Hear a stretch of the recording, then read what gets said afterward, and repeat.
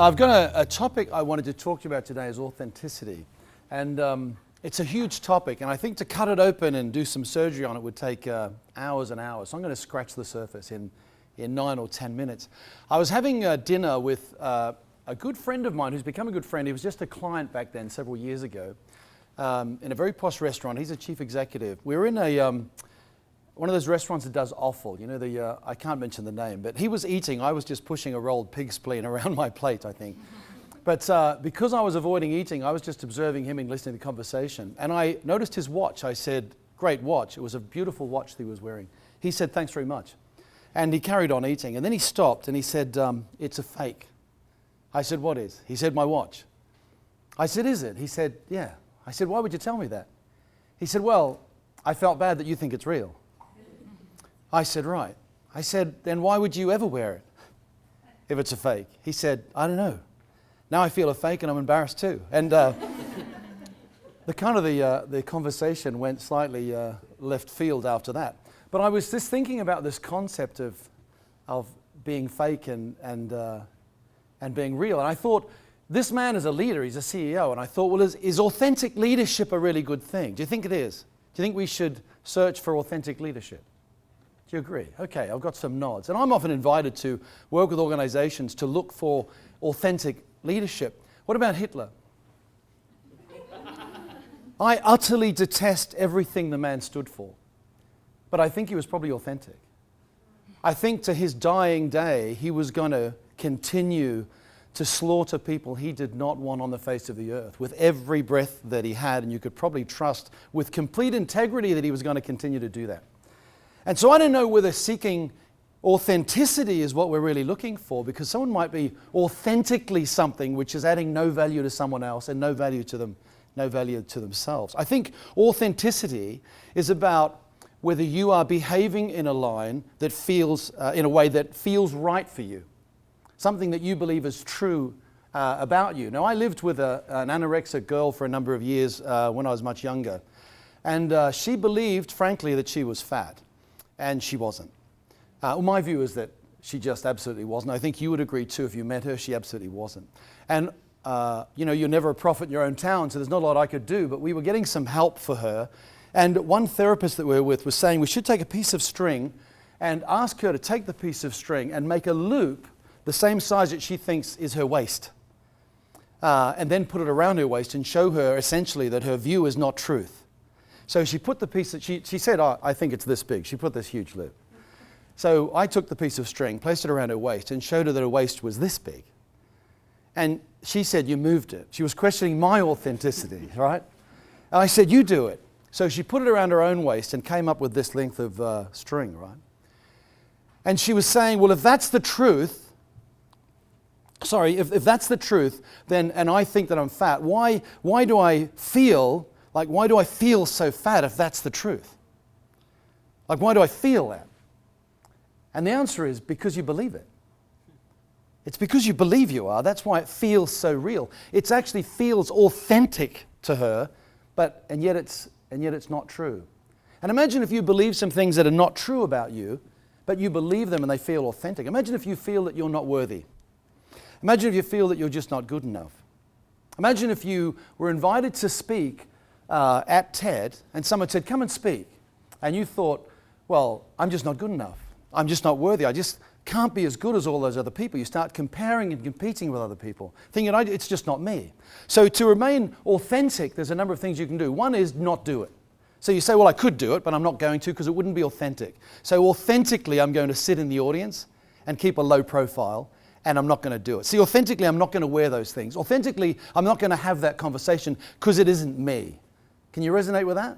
Or you could say, all right, I'm going to do it, but it's not going to go well. I'm going to fail, and I'm going to be miserable, and no one's going to like it. And so you stand up believing that. It doesn't go well. No one likes it. You feel terrible. You say, yes, but I knew that was going to happen. Authentically, that's who I am. And there's a lot of people who go through life not achieving what they want, hiding under the banner of, at least it's authentic. But then there's a third thing you can do, and that is that you can decide you will do it, you can stand up, and you can fake being better than you are. And you can pretend to be better than you are. You can pretend to be more confident, pretend to be more charismatic. You can learn some gags from someone else and rehearse delivering them. And then someone says, that was great. You go, it wasn't really me. I was just pretending to be that because actually I'm a person who's far less confident than that. Does that make sense? Yes. What a travesty to think that people would hide behind something that they would be capable of achieving under this banner of, oh, at least I'm being real. And then we face this idea that then they feel like an imposter in their own skin. And there's a thing called the imposter syndrome, and I work with lots of very senior people around the world, and it's a real privilege of my work. But you know what? I think there's probably not one of them that I've ever worked with who doesn't feel that they're waiting for someone to knock on the door and say, we've worked it out, you're not qualified to be here. And if you're feeling that, can I just tell you, it's perfectly normal. It's called normal. Well, I don't feel it when I'm tying my shoelaces because it's too easy. But in those places where I've got to step up and just push my limits, I feel it all of the time. And you may feel it too. And so you feel that you're being a fake. You feel inauthentic. We want to behave a particular way, but we can't because it doesn't feel authentic for us. So what is authenticity? As I mentioned, when you are behaving in line with what you believe about yourself. How many beliefs were you born with? 0. You're born empty. You look at a baby and go, what do you believe? Nothing, right? They're empty. Do your beliefs change throughout your life? They change all the time. Have you not seen a photograph of yourself where you look at it from the past going, what was I thinking when I put that on? I mean, look around the room now. Don't point, for goodness sake. But you're thinking, like these people are going, we hope your belief changes about these things. My little girl, a couple of years ago, got some tickets to see One Direction from Santa, right? And she went along, loved One Direction, took one of her friends along, and she was all painted, little One Direction tattoos, and very, very excited. There was a band that was supporting One Direction called 5 Seconds of Summer. And they came on. Now, One Direction just sing. 5 Seconds of Summer played instruments, like a proper band. And my little girl was so taken by this Australian band, 5 Seconds of Summer, that by the time they finished their set, she had moved allegiance from One Direction to 5 Seconds of Summer and was willing to go home early from One Direction. Now, she doesn't like One Direction at all. I don't think it's just a woman thing. I think it's, is it? I don't know. To change your mind that quickly, maybe it's not. But my little girl will change her mind in a heartbeat, right? Please don't get too attached with what you believe, because you're not stuck with it. Now, the thing for me is speaking here. Actually, I feel quite okay speaking here. It doesn't mean I'm any good, but I feel okay speaking. For me, that feels authentic to be doing this. For other people, that would feel inauthentic. Something that was totally inauthentic for me was writing. Lots of people have said to me, I wish you'd write a book. I'd like to read that book. And everyone I know that kind of speaks and does things and talks about mindset and leadership, they write books. They're kind of authors. And I'd never done that. In fact, I told people I was. I told people I was writing. In fact, I was writing. I told them I was writing a book. I was actually just writing. In my head, I go, it was never going to be a book, right? Now, most people believe me when I said I'm writing a book. My friend in Australia called Peter knew. I said, Peter, I'm writing a book. He said, neither am I. He kind of called me out. And so I went through years and years and years of believing that I would never be able to write the kind of book that was worthy of being written, write a book that was worthy of being read. About 18 months ago, when my daughter was 9, she came home from school and she said, Daddy, what's your legacy? What would you answer to that? That's exactly what I did. I've got no idea. I honestly had no idea. I can't even remember to this day what I said to her, but I do know the impact it had on me. So I then went over the next series of hours, which turned into days and which turned into weeks, being totally torn apart by that question. I thought, you know, if something happened to me, I've been doing this work for 20 or 22 years. I've written none of it down. I've done no videos. No one would know. They'd only have the memory of perhaps meeting me or talking to me, and I've left nothing. And I thought, okay, I've got to do that. That was a catalyst that happened inside me. 3 months from that date, I'd written a book. Years of thinking I was writing and pretending I was and not actually writing. 3 months later, I'd done it. Inside that same 3 months, I put 200 videos online that are still there on the kind of work that I do. They're free because I just believe we should be giving this stuff away because there's too much money to be made in this. And I've made a fair bit of money in doing this, but I think that, you know, we're limiting the people who have money doing that. So I want to get this stuff to the world. But 3 months I'd put 200 videos online. I'm thinking, what happened to me? How did that happen? 6 months after, I wrote my second book. I'm now just finishing my third, and I'm writing a fourth with my little girl. And that catalyst that happened inside me is such a fascinating thing for me. I completely and utterly changed my belief. It's now authentic for me that I'm a writer. It's inauthentic for me not to write. Does that make sense? What is authentic for you? And what is the catalyst that will cause you to challenge the person you believe that you are?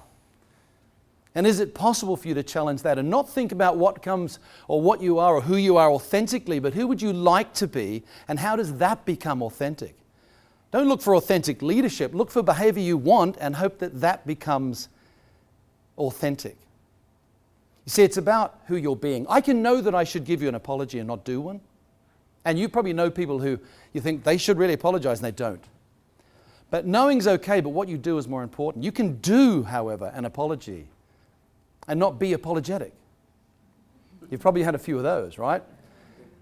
My daughter will say to my son, something, and I'll say you're sorry. She'll go, sorry. And I'll say, at least say it like you mean it. Like, just look like you mean it. Who you're being is really, really important. It's far more important than what you know, and it's far more important than what you do. Who are you being? I'm a human being. What do I believe? What do I believe about myself? I have a business called BE-a-TEN. The smart ones amongst you will realize if you see the word BE-a-TEN, it spells beaten. B-E-A-T-E-N. Now, being beaten is the opposite to being a 10. Being a 10 for me is not about being motivated and energized. It's about being resourceful. It's about being authentic. It's about being real. It's about determining who you want to be and having the resources to be that. Let me leave you with one thought.